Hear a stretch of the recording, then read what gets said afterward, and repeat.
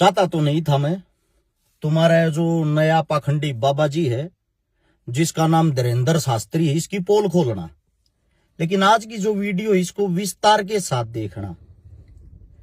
Guarantee देता हूं जिसने पूरी वीडियो देख ली इसकी पाखंडी की जो मैं पोल खोलूंगा आप तो जीवन में कभी इस बाबा की तरफ मुंह करके भी नहीं देखोगे।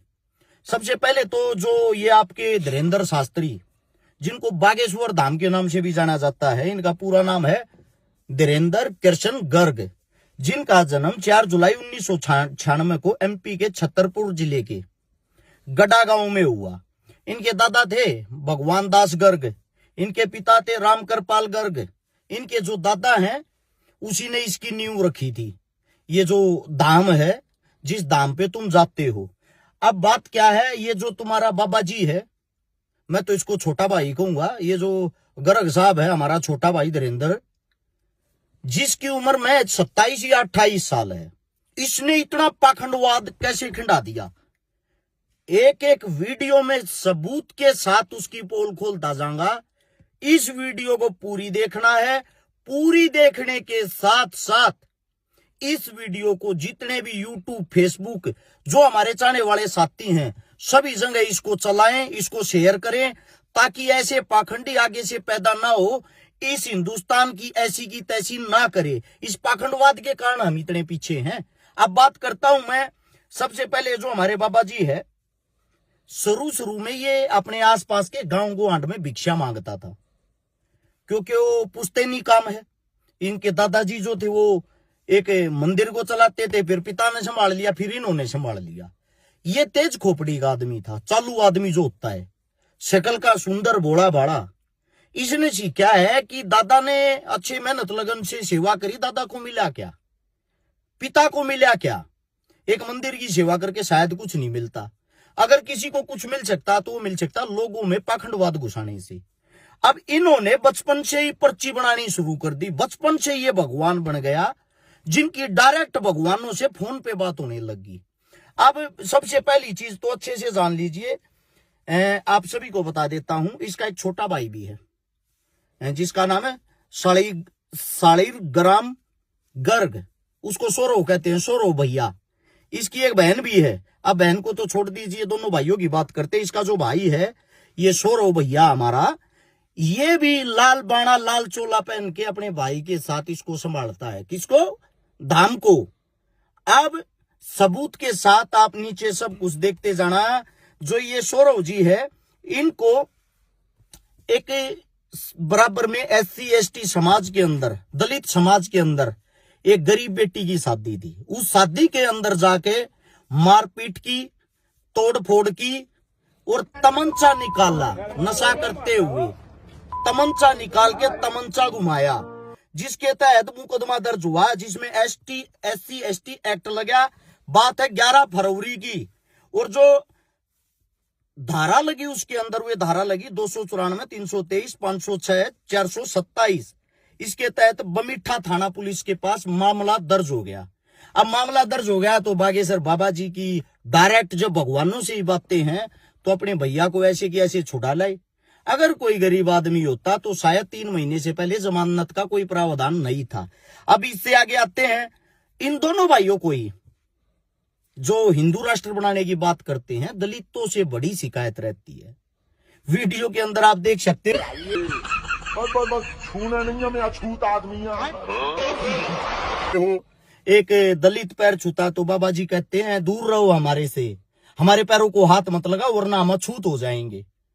छोटा भाई तो पीटता है दलितों को तमंचे के साथ, नशे करके, नशे की धुत हालत में, और बड़ा भाई दलितों से दूर रहता है। और वही दलित जिनकी सबसे बड़ी संख्या, सबसे बड़ी शक्ति है, जिनको बाबा साहब भीमराव अंबेडकर जी ने लड़ना सिखाया था, वो आज हिंदुत्व के नाम पे इनके झंडे उठाते हैं। हमारे देश का दुर्भाग्य है। अब इससे आगे आते हैं कि दलितों को वो हिंदुओं में गिनते ही नहीं है। फैक्ट है, सच्चाई है, रियलिटी है। मानो या ना मानो, इस देश के अंदर से छुआछूत ना मिटा था, ना मिटा है। और यही हालात रहे। पढ़ा लिखा आदमी, बाबा साहब भीमराव अंबेडकर को, ज्योतिबा फुले को, भगत सिंह, राजगुरु, सुखदेव, चंद्रशेखर, जब तक इनकी विचारधारा को आगे लेके चलने वाला इंसान नहीं आएगा, ये देश इस पाखंडवाद से कभी बाहर नहीं निकलेगा। अब इसके बाद आते हैं धार्मिक गुरु, जो वाक्य में अच्छे इंसान है, जैसे कि शंकराचार्य जी, संत तुकाराम जी, साईं बाबा, उन सब के बारे में आपके इसी 27 साल के गर्ग साहब ने अपने मुंह से आपत्तिजनक टिप्पणियां की है, आपत्तिजनक भाषा का प्रयोग किया है। आप चेक कर सकते हो नीचे। और फिर उन इंसानों से माफिया भी मांगी है। क्या किया है? माफिया मांगी है। क्यों? क्योंकि इनको यह लगता है कि वो आपसे ज्यादा विद्वान हैं, आपसे ज्यादा पढ़े लिखे हैं, वो रियलिटी के ज्ञानी आदमी हैं। लेकिन भारतीय जनता पार्टी का जो मुखोटा पहन के ये धीरू भाई घूम रहा है, इसका कार्य ये है, जो पार्टी के विपक्ष में जाएगा उसका तुझे सत्यानाश करना है, उसकी तुझे खिलाफत करनी है। इसको खुली छूट दे रखी है। अब इसके बाद आपको एक बात बताता हूं, ये सपोर्ट किनको करता है। वीडियो देख लेना। आशाराम के बारे में इनके क्या शब्द, क्या विचार हैं। आसाराम बापू, उनको भी मिले नहीं है, पर वीडियो पर ही देखा है। क्या कहेंगे उनके बारे में? भगवान की सब अपनी जगह सब ठीक है।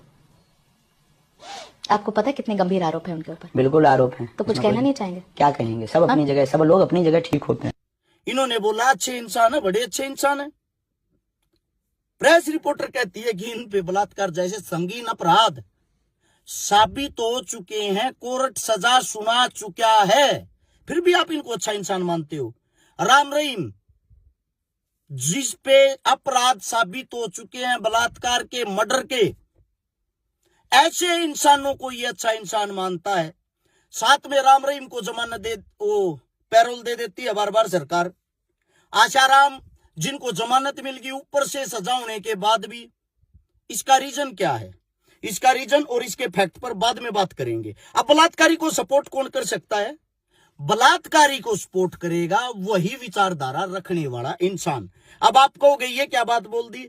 अब यही बात मैं आप लोगों को बता देता हूं। ये एक वीडियो सुनो एक शख्स की। बगेसरा लड़की का सप्लायर है। मध्य प्रदेश से 48,000 लड़की को ये देह पे पार और इधर उधर बेचा है।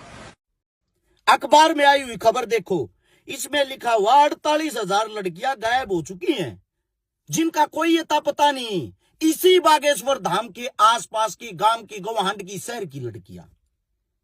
आखिर बाबा जी इन लड़कियों का करता क्या है? सबसे बड़ा सवाल ये मैं नहीं, हर शिकारा नहीं कर रहा, वहीं का इंसान, वहीं का ये शख्स, वहीं का ये नेताजी कह रहा है, लड़कियां सप्लाई करता है। क्या करता है? लड़कियां सप्लाई। और साथ में आप लोगों को एक बात और भी बता देता हूं, ये एक फोटो है बाबा जी की, एक लड़की का चुंबन लेते हुए की, जो सबसे पहले वीडियो के माध्यम से पता लगा था। इसका सत्संग सुनने के लिए आई थी, इसकी कथा सुनने के लिए आई थी। और फिर 4 दिन बाद उसी कथा, जिसको इन्होंने बुलाया, जो लड़की इनको पसंद आई, 4 दिन बाद उसी के साथ, आज से 4 साल पहले, बाबा जी की चुंबन अवस्था में फोटो वायरल हो जाती है। अब यह फोटो नकली है या असली है, इसका फैसला आप लोग करोगे, क्योंकि 4 साल पहले एआई नहीं था।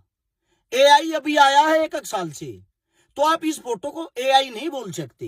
ये 4 साल पहले 2021 में वायरल हो चुकी है। अब इसके बाद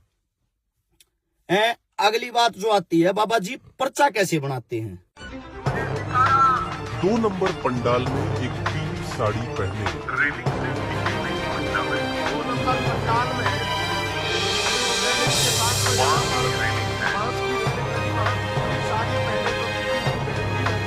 ब्लूटूथ ईयरपीस है, जो कि साइज में राजमा से भी छोटा होता है। ये डिवाइस एग्जाम्स में चीटिंग के लिए बनाया गया था और ये मार्केट में इजीली अवेलेबल। ये पाखंडी फर्जी पर्चा बनाकर कैसे मासूम और भोली भाली जनता को बेवकूफ बनाता है। अगर आप वहाँ पर जा चुके हो तो आपको पता होगा कि वहाँ पर सिक्योरिटी के लिए PTZ 360 डिग्री CCTV कैमरास का यूज किया जाता है। इसका कंट्रोल पैनल धाम में मौजूद कंट्रोल रूम में होता है। कंट्रोल रूम में बैठी उनकी टीम ऐसे लोगों को चुनती है जो भीड़ में से अलग दिख रहे होते हैं। हाँ, सिर पर सफेद तौलिया, काला बैग लिए हुए दाढ़ी वाले।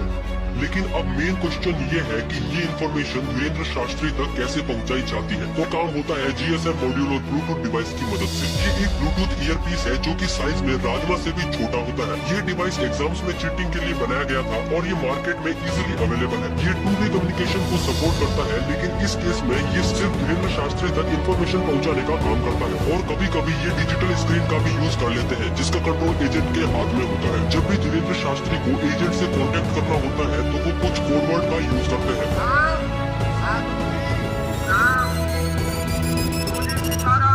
2 नंबर पंडाल में एक पीली साड़ी पहने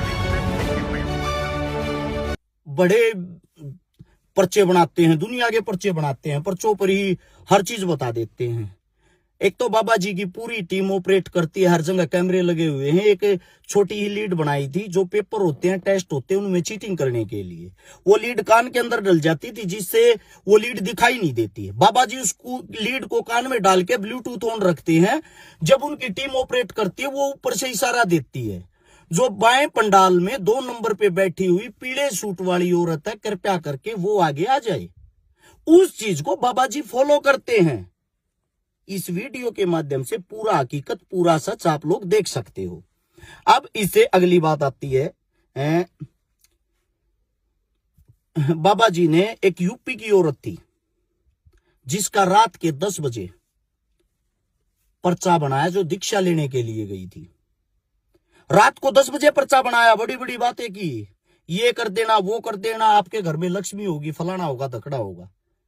उसी आश्रम की दीवार गिर जाती है रात के 4 बजे, उसी रात को, और उस यूपी वाली महिला की मृत्यु हो जाती है, मौत हो जाती है। बाबा को जब अपने ही आश्रम के अंदर 6 घंटे पहले वो मौत दिखाई नहीं दी, वो आपका हमारा भविष्य कैसे देख सकता है, कैसे बता सकता है? सोचने का विषय, सोचने की बात है। इसके बाद अगली बातें करते हैं। जब देखो बाबा जी हमारे धर्म का मजाक उड़ाते हैं। कहां गए भाई वे हिंदू वाले, बजरंग दल वाले? सभी दलों से पूछना चाहता हूं, वीडियो में सुनो क्या कह रहे हैं बाबा जी। राम जी के 5 बाप, कितने? राम जी के 5 पिताजी हैं। विचित्र बात है, स्वीकार करना बड़ा मुश्किल है, पर सत्य बात। बाबा जी कह रहे हैं जो राम थे, श्री राम जी, उनके 5 पिता थे। क्या ये मजाक नहीं है? रावण से डायरेक्ट ये बात करते हैं। एक बार हमारी रावण से बात फोन कॉल। अब ये मत पूछना कि नंबर क्या था, हुई तो हुई। एक बार हमारी रावण से बात हुई, हमने कहा क्यों दशानंद जी, माय डियर कैसे हो? तो उन्होंने कहा हेलो बागेश्वर वाले बोल रहे। हम कहा जी, हम कहा भैया कैसे हो? हमने बुंदेली में बात करी, रावण ने भी हमसे बुंदेली में बात की। हम तो ठीक है भैया, हद तो जा हो गई कि साउंड में फटर फटर हो गो। हमने कहा भाई साहब दसईमों से बोल रहे का? क्या मजाक नहीं है? हनुमान डायरेक्ट इनकी सुनते हैं। क्या ये हमारे धर्म का मजाक नहीं है? असल में तो ये मजाक उड़ना शुरू हुआ 2014 से, जब से भारतीय जनता पार्टी जो आई है। लोगों को जो धर्म की अफीम इन लोगों ने इतनी चटा दी। जिस वक्त राम मंदिर का उद्घाटन हुआ, उस वक्त पोस्टर लगे थे जगह जगह। मोदी जी एक 3 साल के बच्चे को उंगली पकड़ के चला के लाते हैं, यानी कि राम को छोटा राम बना रखा था, मोदी उससे बड़ा बना रखा था। हम जिस दिन से पैदा हुए हैं, हमारे बड़े बुजुर्ग गाड़ में से निकलते उन्होंने सिखाया, बेटा राम राम करके लेकर कर। इमारत राम राम करके लेकड़ना सिखा रखा है, तो इसका मतलब राम तो पहले से ही, ये जो राम शब्द उसका पहले से ही प्रयोग किया जा रहा है, उसका उच्चारण हो रहा है। तो 2014 में मोदी उंगली पकड़ के राम को लेके आता है। क्या मोदी राम से भी बड़ा हो गया? क्या मोदी राम को लेके आया है? उससे पहले कुछ था ही नहीं। इसी के दरमियान उसी मंदिर के अंदर, राम मंदिर के अंदर, एक 23-24 साल का लड़का पांडे नाम का बैठाया गया, जो वहां का बड़ा वो बनाया है, पंडित बनाया, अधिकारी बनाया है, या उसको संभालने वाला बनाया है। उसकी दुनिया भर की लड़कियों के साथ छाया चित्र गंदी गंदी वायरल है। क्या इस देश के अंदर विद्वान पंडित ज्ञानी इंसान और सबके बीच में से एकलौता वो ही इंसान छाटा गया, वहां जाके ज्ञान की समाप्ति होगी क्या उससे आगे? क्योंकि सरकार हर जगह खाने की जगह, कमाने की जगह, रोजगार को देखते हुए उस इंसान को बैठाती है जो सरकार का बेनिफिट करे, सरकार को फायदा पहुंचाए। अब मैं धीरेन्द्र शास्त्री जी से भी एक बात पूछना चाहता हूं। शास्त्री जी, आप खुद बताते हो मेरी पढ़ाई में कोई रुचि नहीं थी, कैसे भी गिर पढ़ के मैंने 12वीं कर ली, उसके बाद बीए कर ली, बैचलर ऑफ आर्ट। तो इसका मेरे हिसाब से तो बीए तो अगर हम अपने हरियाणा की बात करें, राजस्थान की बात करें, बच्चा बच्चा करे घूम रहा है, बच्चा बच्चा हर इंसान कर लेता है, घर पे बैठ के भी कर लेता है। मैं आपसे एक बात पूछना चाहता हूं, जब आपने जो ये पूजा पाठते हो, जो पर्चा बनाते हो, ये शिक्षा कहां से ली?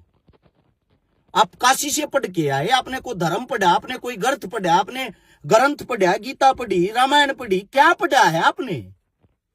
पहले आप स्वयं का ज्ञान तो बताओ, आपका ज्ञान क्या कह रहा है? मेरे हिसाब से तो आपने दो चीजें पढ़ी है, हिंदू मुसलमान कैसे हो, लोगों को बहलाया फुसलाया कैसे जाए। अब दुख की बात, जिस इंसान का मतलब एक सोच शक्ति, समझ शक्ति शून्य हो, वो इंसान ये कहता है हम हिंदुस्तान के नहीं, पूरे विश्व के सबसे महंगे बाबा हैं। 1 करोड़, करोड़ बोलना नहीं आता, 1 करोड़ से भी हम बहुत कॉस्टली गुरु हैं। हाँ, भारत के सबसे महंगे गुरु हम ही हैं वर्तमान में। 1 CR तो चाहिए ही चाहिए कथा के लिए। 1 करोड़ रुपया लेते हैं कथा करवाने के, और तुम अंधभक्त हो। अगर कोई कथा को बेच रहा है तो खरीदार कौन खरीद? आप ही तो खरीद रहे हैं। हम अगर भागवत 50 लाख में बेच रहे तो आप ही खरीद रहे हैं। असली जिम्मेदार तो आप हैं। भले ही खूब दुकान सजा लें, आप ना खरीदो तो क्या हम खाक करें? और मैं खूब भीड़ आ गई है भक्तों के, पागलों की यहाँ खूब फौज खड़ी हो गई है। पागल ही पागल जुड़ रहे हैं यहाँ रिकॉर्ड। तुम पागल हो, क्यों करवाते हो हमारे से, क्यों सुनते हो? सोचने की बात यह है, जिसको आप धर्म प्रचारक, धर्म गुरु, हिंदू का रक्षक, हिंदू का रखवाला समझते हो, वो इंसान अगर आपको हिंदू का प्रचार करने के लिए हरियाणा की किसी कोने में या हिंदुस्तान के किसी कोने में बुलाना, तो पहले 1 करोड़ रुपया तो बाबा जी की फीस देनी है।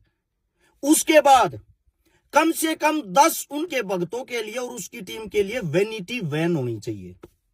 उसके बाद जिस भी क्षेत्र में जागा, जिस भी एरिया में जागा, जो पंडाल हो, कम से कम 40 से 50 लाख रुपए का वाटर प्रूफ टेंट चाहिए, बड़े वाला पंडाल। उसके बाद कम से भी कम 20,000 आदमियों की खाने पीने की व्यवस्था हो। बाबा जी के जो 200 पर्सनल आदमी आएंगे, 200-300 पर्सनल आदमियों की 200-300 पर्सनल सिक्योरिटी का खाना पीना A1 क्लास का होना चाहिए। उसके बाद बाबा जी तुम्हारे मुंह पे बैठकर तुम्हारे को पागल, बेवकूफ, भक्तों, इस लैंग्वेज में तुम्हारे को भड़का के, बहला के, फुसला के बाबा जी अपनी पैसों की गांठ बांध के चले जाएंगे। प्रोग्राम करवाने वाला हिसाब लगाता है तो पता लगता है प्रोग्राम तो 3 करोड़ रुपए में हुआ। यानी कि बाबा जी प्रचार करने के लिए आपकी जेब से 3 करोड़ रुपए लगा के तब आपका प्रचार करते हैं। हिंदुत्व का कोई फ्री में नहीं करते, कोई एहसान नहीं करते। अब ये जितनी यात्रा निकालते हैं, इसकी दुकानदारी उतनी बड़ी होती जाती है। उतनी बड़ी दुकानदारी होगी, उतने बड़े इसके रेट होंगे। अच्छा, अब आते हैं इससे अगली बात पे। आप बात करते हो हिंदू मुस्लिमों की। सबसे पहले तो एक बात समझ में नहीं आई, कहते हो ये टोपी वाले, ये मुल्ले, ये कटमुल्ले, इन शब्दों का कौन सा बाबा प्रयोग करता है, कौन सा बाबा उच्चारण करता है? धार्मिक गुरु मेरे को तो लगता नहीं कोई करता होगा, ना कोई हिंदू करेगा ना कोई मुसलमान करेगा। अगर कोई बाबा करता तो बाबा कहने के लायक ही नहीं है, जो समाज को भटकाने का, बहलाने फुसलाने का काम करे। बात यह आती है, इनका कहना है हिंदू राष्ट्र होना चाहिए। अब इस वीडियो को गौर से सुनना। बाबा जी गए हैं दुबई, और दुबई जिसकी गाड़ी में बैठे हैं वो एक मुसलमान की गाड़ी है। और वहां भर भर के जो प्योर मुस्लिमों का देश है, उस देश की, उस दुबई की कितनी प्रशंसा कर रहे, सुनो अब। श्री सीताराम। हम जो है आज दुबई आ गए हैं, बहुत अद्भुत जगह है। हमारी बहन जी पूनम बहन, हमारे प्रिय बड़े ही डॉक्टर अबू अब्दुल्ला साहब और पवन अहलूवालिया जी, हम सब लोग मिलकर अब जो है एयरपोर्ट से वापस जा रहे हैं, एयरपोर्ट से घर की तरफ जा रहे हैं जाने वाले। अद्भुत जगह है, प्राकृतिक सुंदरता में कंस्ट्रक्शन की जो सुंदरता है वो अद्भुत है। यहाँ के लोग भी बहुत विनम्र हैं और अद्भुत सुरक्षित जगह है। पूरे विश्व में सबसे ज्यादा सुरक्षित कंट्री है दुबई। यहाँ के लोगों की एक और सबसे बड़ी अद्भुत बात है, सभी कल्चर का, सभी मजहब का स्वाभाविक रूप से सम्मान, ये बड़ी अद्भुत बात है वो भी। और अब बाबा जी की दूसरी बात सुनो कि इन मुल्लान को, टोपी वालों को हमारे से कुछ ज्यादा ही दिक्कत है। अरे बाबा जी, पहले तो आप फैसला ये कर लो। आप स्वयं ये कहते हो मेरे 500-600 मुसलमान दोस्त हैं जो हमारे घर के इधर उधर रहते हैं। हमारी बहन की जो शादी करवाई उसमें जो सहयोग करा वो भी मुसलमानों ने किया। आप स्वयं कहते हो ये बातें। मैंने तो ये भी सुना कि आपकी बहन की शादी एक मुसलमान से पैसे लेकर सहयोग आपने भी, करवाई। हाँ, आज भी हमारा मित्र अभी 5 दिन पहले ही मिला, चाय भी पी, और हमारा लगभग 500-600 मुसलमान परिवार है जो आत्मा से जुड़े। और फिर आप उन्हीं लोगों को गालियां देके अपनी राजनीति चमकाते हो। इसका मतलब तो ये हुआ, जिस थाली में खाना उसी थाली में छेद करना। आप भी नहीं आज तक ये सोच पाए हो मुसलमान गंदे हैं या अच्छे हैं, हिंदू मुसलमान एक होने चाहिए या नहीं होने चाहिए। समय समय पर स्वयं बयान बदलते रहते हो आप। अब आती है बात हिंदू जोड़ो यात्रा की। यात्रा का रीजन क्या था? दिल्ली से यात्रा शुरू हुई, मथुरा खत्म होगी। पहली यात्रा नहीं है, बार बार यात्रा काटते रही है। 2024 के अंदर भी, चुनाव से 1 साल पहले बिहार के अंदर भी यात्रा निकाली थी इसी बागेश्वर बाबा ने। और जो यात्रा निकाली थी, हर मंच पे, हर स्टेज पे बीजेपी कार्यकर्ता, बीजेपी का नेता आता था और वे आकर उनको संपूर्ण प्रचार करने का मौका देता था। उसका रिजल्ट, उसका नतीजा बिहार के अंदर मिल चुका है। बिहार में सरकार बन गई। अब सरकार कैसे बनती है, बहुत सारी चीजें हैं जो गौर से समझनी पड़ेगी फैक्ट के साथ। अब सरकार कैसे बनती है बिहार के अंदर? सरकार बनने का सबसे मेन जो रीजन है, वहां वोट 7 करोड़ 42 लाख, और चुनाव आयोग की जो रिपोर्ट उसके अनुसार वोट पोल हुई है 67% मतदान हुआ है। और वोट पड़ी कितनी है? 7 करोड़ 45 लाख। यानी कि जो वोट होती हैं उससे भी 3 लाख ज्यादा वोटें कैसे पड़ सकती हैं? 100 में से 100% आज तक वोट नहीं पड़ ली, तो 100 में से 101% वोट कहां से आ गई? क्या ये सोचने की बात नहीं है? इससे बड़ा मजाक हिंदुस्तान के अंदर, राजनीति के अंदर क्या हो सकता है? अब उस बिहार चुनाव पर कोई उंगली ना उठाए, इन्होंने हर चीज को पहले ही सेट कर रखा था। तो इसीलिए इन्होंने पहले करवाया दिल्ली के अंदर एक विस्फोट। हर टीवी चैनल पे खबर चल गई, मुसलमानों के नाम गाड़ी थी, मुस्लिमों ने हमला कर दिया, मुस्लिम आतंकवादी होते हैं, 3 मुस्लिम पकड़े गए। साथ में फरीदाबाद के अंदर मुसलमानों के पास 350 किलो RDX मिला। ये खबर सब जगह वायरल। हिंदू मुसलमान लोग सोशल मीडिया पर एकदम एक्टिव हो गए। आप अपना रूप संभाल लिया, ऐसी तैसी कराया बिहार चुनाव, इस मुद्दे को उठाओ, हिंदू मुस्लिम कराओ। अब क्या होता है, उस बात की जब पोल खुलती है, NIA जो जांच कर रही है, जांच के माध्यम से पता लगता है जो 3 मुसलमान पकड़े थे वे निर्दोष थे, वे छोड़ दिए। जो गाड़ी थी वह भी देवेंद्र के नाम निकली, किसी मुसलमान के नाम नहीं। फिर एक शर्मा नाम की लड़की को भी उठाया, उसको भी छोड़ दिया। यानी कि हिंदुओं से भी पूछताछ हुई, मुसलमानों से भी पूछताछ हुई। उसके बाद बात आती है फरीदाबाद 350 किलो RDX बता रहे थे। वहां के जो CP साहब हैं वो स्वयं प्रेस कॉन्फ्रेंस करके कहते हैं कि मीडिया गलत अफवाह ना फैलाएं, ये कोई RDX नहीं है, ये ब्याह शादियों में भटकाने वाला पोटास है। अब CP साहब का तो जमीर जा गया, उन्होंने तो जो बात कहनी थी सच बोल दी। अब बीजेपी इस चीज को कवर कैसे करती? यहां से सारे सामान को उठा के जम्मू कश्मीर एक थाने में रखवा दिया। वहां थाने में रखवा के उस चीज पे कोई कार्रवाई ना हो जाए वहां विस्फोट करवा दिया, जिसमें 7 से 8 पुलिस वाले शहीद हो गए। होए जाओ बलि का बकरा बनाना सरकार का काम होता है। यानी कि उस विस्फोट के साथ सारे सबूत खत्म, तबाह। अब जैसे ही वो मामला खत्म होता है बम विस्फोट वाला, लोग दोबारा से हिंदू मुस्लिम में फंसाने, क्योंकि दोबारा से बिहार चुनाव पे ना पहुंच जाए, इसीलिए बागेश्वर बाबा की एंट्री पहले से ही तय कर रखी थी। आपने यात्रा यहां से शुरू करके यहां निकालनी है। बाबा जी की यात्रा पे सबका ध्यान, बीजेपी ने संपूर्ण उसको समर्थन दे दिया, क्योंकि आदमी तो बीजेपी का, मुखोटा तो बीजेपी का ही है। अब बाबा जी चल रहे, बाबा जी से अलग किसी मीडिया, टीवी, पत्रकार के अंदर कोई दिखाने का बचा ही नहीं। अब बाबा जी यात्रा क्यों निकाल रहे हैं उसका भी रीजन है। बाबा जी ने दिल्ली से मथुरा तक यात्रा निकाल ली है, हिंदू जोड़ो यात्रा। क्या हिंदू दिल्ली और मथुरा जो यहीं तक है? और कुछ तो ऐसे अनाप शनाप है जिन्होंने नीचे अगर आप देखोगे भगत सिंह का रूप दे दिया इनको। एक 5 रुपए का थर्मामीटर मुंह में डालने से भगत सिंह हो जाता है कोई। 5 किलोमीटर पैदल चलने से जिसकी चलने की हिम्मत नहीं रहती उसको भगत सिंह बोल दिया आप लोगों ने। किसी की भी तुलना भगत सिंह से कर दोगे आप। अब यात्रा जब निकालता है तो यात्रा के अंदर शामिल कौन होते हैं? शिल्पा शेट्टी, शिखर धवन, सुरेश रैना, बड़े बड़े मतलब एक्टर। अब इनका कारण क्या है, लॉजिक क्या है? शिल्पा शेट्टी वही हीरोइन है जिसपे 60 करोड़ रुपए का धोखाधड़ी का मामला चल रहा है, मुकदमा चल रहा है। शिल्पा शेट्टी वही महिला है जिसका पति Raj Kundra porn movie BF blue film बनाता है, उससे कमाई करता है, तुम्हारे बच्चों को गंदगी दिखा के बिगाड़ता है। वे आदमी हिंदुत्व को बचाएंगे? अजीब बात है। लेकिन बीजेपी में आने के बाद एक बात तो है, सारे पाप सब कुछ धुल जाते हैं, सब कुछ तुरंत साफ ऑन द स्पॉट फैसला कर देते हैं। शिखर धवन, अब शिखर धवन को बैटिंग ऐप होती है जिसका वो प्रचार या प्रमोशन करता होगा, जिसपे सट्टा लगाया जाता है, उसमें शिखर धवन के पास ईडी का नोटिस आ रहा है, साथ में सुरेश रैना के पास नोटिस आ रहा है। अब इन सब के पास एक ही इंसान है हिंदुस्तान में जिसको व्हाइट मनी ब्लैक करनी है, जिसको अपने मुकदमे खत्म करने हैं, जिसको 1 नंबर का बनना है, जिसको बीजेपी से टिकट लेनी है।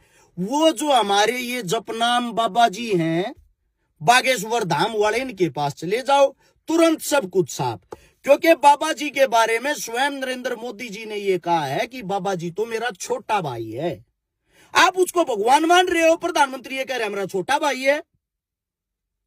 अब ये इसलिए उस यात्रा में शामिल हुए हैं, जब उत्तर प्रदेश चुनाव 2027 में आओगा, 1.5 साल रह गया। मूर्खों, ये बीजेपी है, उसकी तैयारी कर रही है, उसकी तैयारी में ये यात्रा निकाली जा रही। जहां मथुरा खत्म करी ये यात्रा, जहां कृष्ण की जन्मभूमि बोला जाता है, वहां भी एक मस्जिद है। अब जल्दी ही आप ये खबर देखने को मिलेगी कि उस मस्जिद को तोड़ेंगे, उस मस्जिद को हटाएंगे, मुल्लों को काट देंगे, मुल्लों को तोड़ देंगे, हिंदू राष्ट्र बनाएंगे। और ये जो अंधी बहरी बेड़े हैं, ये चिल्ला चिल्ला के जय श्री राम, जय श्री राम, ये बातें कर करके दोबारा फिर से सरकार का माहौल बना देगी। ना शिक्षा की बात होगी, ना स्वास्थ्य की, ना रोजगार की, ना खेती की, ना किसानी की, ना पढ़ाई की, ना लिखाई की। जरूरत ही नहीं है इस देश को। इस देश को जरूरत है मूर्खों की, पागलों की। वो काम बीजेपी उनको अच्छे से हैंडल करना जानती है। सबसे बड़ी चीज, जब कुंभ संगम जो होया, उसमें बाबा जी ने एक बात कही थी, जो कुंभ में डुबकी नहीं लगाएगा वो देशद्रोही होगा। बाबा जी, या जो शिल्पा शेट्टी, इसने भी डुबकी नहीं लगाई थी, शिखर धवन, सुरेश रैना ने भी डुबकी नहीं लगाई थी। तो इसका मतलब ये भी देशद्रोही है। और ये देशद्रोही हैं तो आपके साथ क्यों घूम रहे हैं? या अब इनके सारे पाप संकट कट गए? यही आदमी जो बड़े बड़े चेहरे अब घूम रहे हैं, उत्तर प्रदेश जब चुनाव होगा, यही आपको सांसद और विधायक नजर आएंगे। इन्हीं को टिकट मिलेगी, लोग इनको देखने के चक्कर में इनको वोट देंगे और वोट लेकर अगले 5 साल तक तुम्हारे को जीवन में कहीं भी दिखाई नहीं देंगे, कहीं भी। इसीलिए हमारे देश का बेड़ा गर्क हो रहा है। मेहनत करने वाले संघर्षशील, जमीन पर जो जमीन की हकीकत जानते, जो मुद्दों को जानते हैं, वो तो संसद विधानसभा तक पहुंचते ही नहीं, यहीं रह जाते हैं। अब बाबा जी, सबसे बड़ी चीज जो आप लोगों को बता देता हूं, वहां एक भगदड़ हुई थी संगम में, मैं भी वहीं था। जो मेरे को कहते तो मुसलमान है, मुल्ला है, फलाना है, धकड़ा है।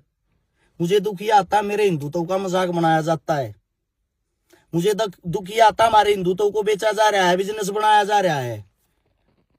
ये देख लो, ये किसी न किसी मंदिर के हैं, कहीं ना कहीं किसी जगह के हैं। हर चीज को मानता हूं, हर चीज का सम्मान करता हूं, मंदिर का भी, मस्जिद का भी, गुरुद्वारे का भी, लेकिन उनका क्या सम्मान करें? यही तुम्हारा ये पाखंडी बाबा जिन्होंने एक स्पीच दी थी, जिस वक्त भगदड़ हुई, भगदड़ के टाइम पे ये कहा था कि उनको मोक्ष की प्राप्ति होगी, जो उड़े मर गए।